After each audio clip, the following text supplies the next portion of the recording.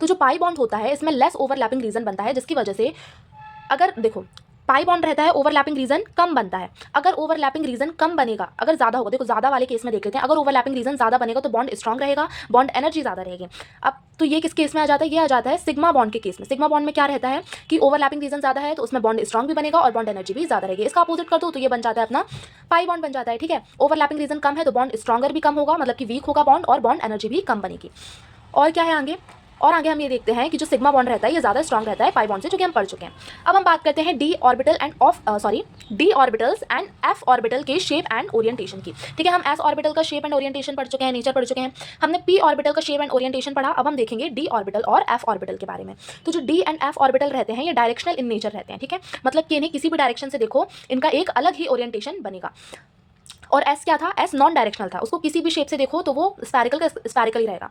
अब देखो डी का शेप हमें पता है, जो डी का शेप होता है वो डबल डंबल होता है। क्या होता है, डबल डंबल होता है।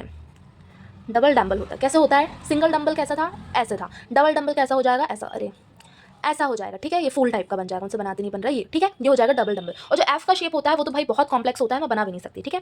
तो जो डी एंड एफ ऑर्बिटल है डायरेक्शनल नेचर होते हैं, ये ओरिएंटेड होते हैं स्पेसिफिक एंगल्स पे, ठीक है। मतलब कि हर एक स्पेसिफिक एंगल्स पे ये ओरिएंटेड होते हैं, इसलिए जो इनका शेप है और जो ओरिएंटेशन है बहुत कॉम्प्लेक्स है, इसलिए हम ये अभी नहीं पढ़ेंगे, हम ये बाद में पढ़ते हैं, ठीक है।